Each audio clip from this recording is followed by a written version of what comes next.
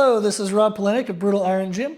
Today's workout was back. My focus was on my upper lats, the connection into the shoulders, so kind of that meaty area under the armpits.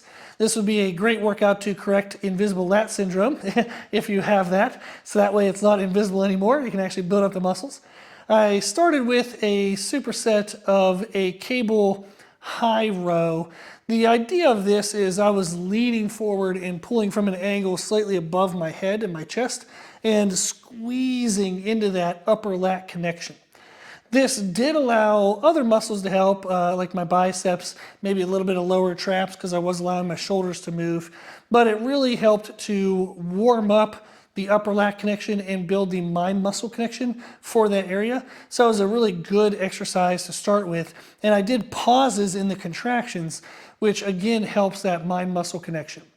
I paired with that a seated one arm pull down where my elbow was pointed down towards the ground, and I really focused on driving my shoulder down, then my elbow down to get a full contraction in that upper lat. I also added pauses to the contractions and then did a very slow rep tempo. I didn't really count it, I just kept it slow. But if I had to guess, it was about a 3 count down, 3 count up. So 3 count concentric, 3 count eccentric, keeping momentum out of it and really focusing on the contraction in that upper lat area. That exercise actually felt so good, I kept it for an additional 3 sets. So I ended up doing 6 sets of that.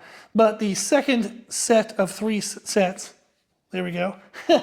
I paired with a low angle, kind of like a high row. It wasn't a shrug because I did pull through my biceps and bend my elbows, but that angle being very low, and I used Spud Inc. jump straps, which are wrist straps, so it kept my hands very close together. So it really pulled open my upper back. So it would have pulled open the upper, mid, and lower traps. That benefit of that exercise was to make sure that although I wanted to focus on my upper lats, I was still targeting the middle of the back, which is a long-term goal for me. And I still want pretty much any back workout to still have elements of all of the back. So I did that low-angled kind of high row, and that was a really good way to target that mid-back. And since my upper lats were already pre-fatigued, it actually still fatigued the upper lats to some degree, especially with a pause. The upper lats had to fire and hold to get that pause position. And then I continued the additional sets of that one arm pull down. Then I finished with a third superset. I kept the first exercise, but instead of doing a row, I just focused on a shrug motion. My elbows would have bent some, but I wasn't thinking of finishing by pulling my hands into my midsection. I was just squeezing my shoulder blades, and whatever bend in the elbow happened. So it was mostly a shrug.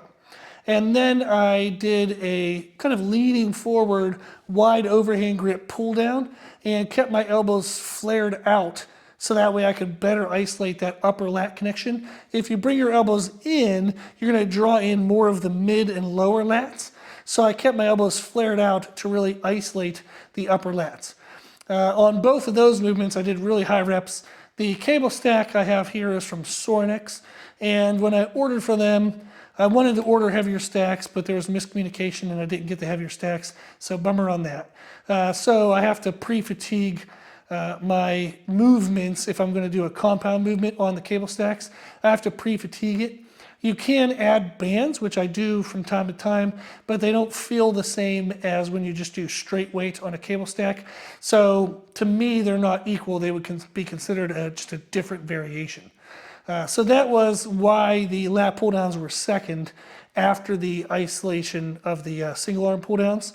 It still, in my opinion, would work great even if you don't have a weight load limitation, because you're doing pre-exhaust, you're isolating that muscle, and then you're doing a compound afterwards. So even if other muscles are helping, the targeted muscle you want to grow is so pre-fatigued that you know it will fail first. So overall, this workout went really well. I was very happy with it. And even if you don't have any of the limitations I have, it would still be a great workout for you. On that last superset, you'll see in the write-up of the workout, in that third superset, you can definitely go heavier than I went. I did sets of 16 to 20 reps, but you can definitely drop down, do anywhere from like 8 to 14 if you want a little bit of a heavier stimulus. So there you go. That was the workout. If you give it a try, I hope you enjoy it, and thank you for watching.